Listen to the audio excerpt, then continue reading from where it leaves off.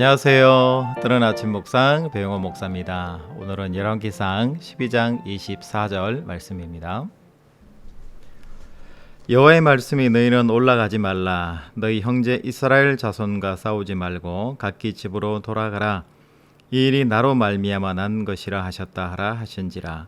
그들이 여호와의 말씀을 듣고 그 말씀을 따라 돌아갔더라. 아멘. 오늘은 북쪽 지파의 배반에 대해서 함께 묵상해 보겠습니다. 여러분, 솔로몬 말기 때 하나님의 약속이 아니었더라면 솔로몬이 자기의 왕권을 잃어버릴 만한 그런 사건이 발생했습니다. 자기 신하 중에서 여로보암이라는 아주 충직한 오른팔과 같은 신하가 있었는데, 이 신하가 여러 가지 세력들을 준비를 해서 자기에게 모반을 한 사건이 있었어요. 그런데 다행히 이 모반 사건이 잘 해결되어지고 이 여로보암은 애굽으로 망명해서 피신한 상황이 일어난 적이 있습니다. 성경은 이것을 해석하기를 다윗 때부터 약속을 했고 솔로몬 왕조 시대에는 안정을 주고 그 아들 때에 가서 나라가 나뉘어질 것이다 라는 하나님의 말씀을 지키기 위해서 그렇게 된 것이다 라고 성경은 기록을 하고 있습니다. 여러분, 솔로몬 말기 때는 굉장히 그만큼 어려웠다는 것을 이야기하죠. 많은 모반이 일어나게 되고 많은 어려움들, 외부적으로는 또 적들의 침입도 있고 굉장히 어려운 시기, 그리고 솔로몬이 중심을 잡지 못한 시기였다라는 것을 우리가 성경을 통해서 알 수가 있습니다. 이 어려운 시기 중에 솔로몬이 죽고 그의 아들인 르호보암이라는 사람이 왕이 되었습니다. 그런데 북이스라엘의 10개 지파가 한 가지로 연합을 해서 이 모반을 했던 또 애굽으로 망명 갔던 이 여로보암을 자기들의 대표자로 세우고 새롭게 왕으로 등극한 르호보암에게 나타난 거예요. 그러고는 르호보암에게 자기 신들의 여러 가지 권익을 요구를 합니다. 그 당시에 외부로부터 침략을 막기 위해서 북쪽에 있는 10개 지파들이 강제 노역에 많이 동원되고 그 노역에 쓰일 만한 재정을 충당하기 위해서 많은 세금을 내야 되는 그런 상황이 있었습니다. 그래서 이 여로보암을 대표로 한 10개 부족장들이 요구를 하기를 강제 노역을 줄여주고 세금도 줄여주면 당신을 왕으로 계속해서 섬기겠습니다. 이렇게 이야기를 한 거예요. 사흘 후에 르호보암 왕이 어떤 결론을 내렸을까요? 자기는 모반하고 망명한 사람을 자기들의 대표로 세우는 그 자체도 협박적인 내용이고 자기 마음에 들지도 않고요. 또 자기와 함께 공부하면서 자라났던 젊은 자기 친구들에게 물어보니까 더 강력하게 왕의 권위를 보여줘야 된다. 이런 식으로 이야기를 하니까 그 10 부족들에게 사흘 후에 이야기하기를 나의 아버지보다 더 강력하게 당신들을 통치하고 다스리겠다. 아버지 솔로몬은 가족 채찍으로 너희들을 다스렸지만 나는 쇠 채찍으로 너희를 다스릴 것이다. 강경책으로 나온 거예요. 그럴 때 너무 분노하고 자기 이야기를 들어주지 않는 이 르호보암의 대신해서 여로보암이라는 사람을 10 부족의 왕으로 삼아버렸습니다. 이 엄청난 일이 생겨나게 된 것이고요. 2개 나라로 나눠지게 되는 결과를 가져오게 된 거예요. 이 일 때문에 르호보암이 유다와 베냐민 지파 18만이라는 군대를 동원해서 공격해서 저들을 물리치자라고 의견을 모았는데 하나님께서 만류하세요. 한 동족끼리 싸우는 것은 옳지 못하다. 오늘 24절 말씀에서 하나님께서 만류하시는 모습을 볼 수가 있고요. 이 만류하실 때 그 이유가 우리 24절 말씀에 보면 나로 말미암아 난 것이다. 이 모든 사단이 이 과정과 갈등과 일들이 나로 말미암아 일어난 것이고 하나님의 뜻 안에 예정 안에 있는 것이기 때문에 간섭하지 말아라 라는 하나님의 메시지예요. 그랬을 때 르호보암과 그 군대들은 각기 집으로 돌아가고 이 일에 대해서 묵인하게 되면서 사건이 종결이 됩니다. 여러분, 그런데 그렇다면 하나님이 말씀하시는 이 일이 나로 말미암아 일어난 것이다. 여러분, 과연 이게 무슨 말을 하는 걸까요?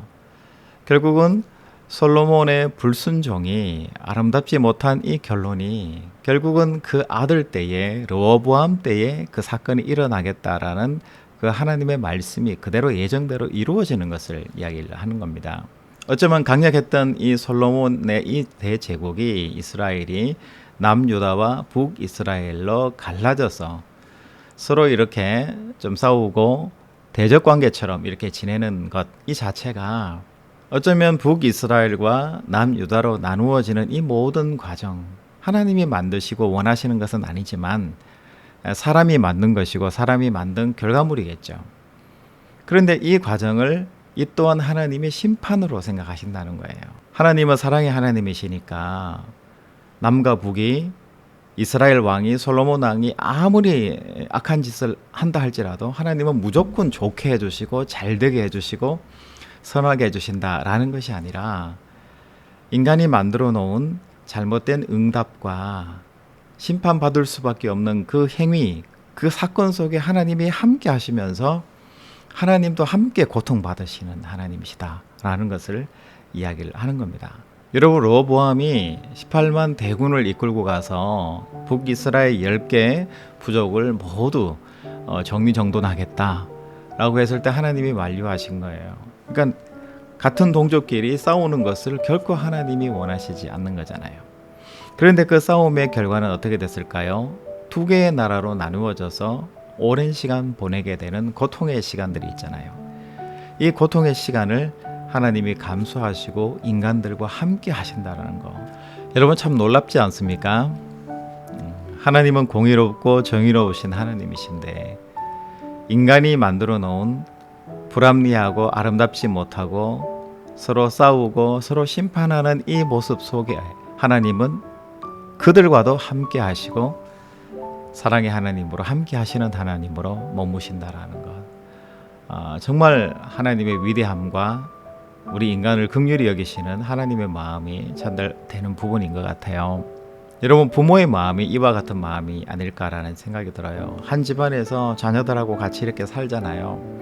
그런데 부모는 오랜 경험들을 가지고 있으니까 그 자녀의 습관이나 나쁜 관습들을 이렇게 볼 때 그렇게 살면 안 돼라고 여러 번 지적을 해요. 그런데 아들은, 딸은 엄마 아빠의 이야기를 듣지 않고 자기 스타일대로 자기가 하고 싶은 대로 그렇게 살아가잖아요. 그런데 정말 신기하게도 그런 아들, 딸과 함께 부모는 살아간다라는 거예요. 그래서 매일같이 아들에게, 딸에게 선한 길, 보다 좋은 길이 있고 아름다운 길이 있다라는 것을 계속 소개하면서 그 아들, 딸과 함께 살아간다라는 것, 하나님의 마음이 이와 같은 마음이 아닌가라는 생각이 들어요. 여러분, 이제 오늘은 여러분 자신들을 한번 돌아보시고 또 저는 저 자신을 한번 돌아보면서 이렇게 한번 생각해 봤으면 좋을 것 같습니다. 우리가 선하고 좋고 아름답고 보다 가치 있고 보다 아름다운 길이다 라고 판단되어지고 그런 길이 있다라고 하면 우리가 좀 따라가는 그런 착한 마음이 있었으면 좋을 것 같아요.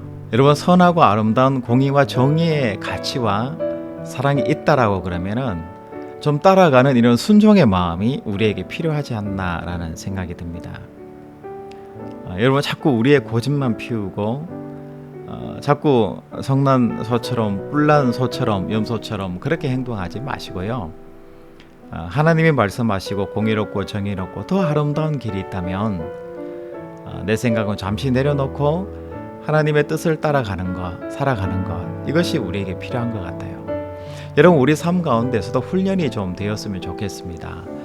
많은 사람이, 또 나의 멘토가 될 만한 사람이, 정말 선한 사람이, 아름다운 것을 아는 사람이 선한 도를 전해 주었을 때, 하나님의 말씀을 전해 주었을 때 그 말씀대로 내가 감사함으로 받아들이고 그 삶을 살아내가는 이런 순종함이, 따름이 우리 삶에 절실하게 필요하다는 것을 오늘 말씀이 우리에게 전해주고 계신 것 같습니다.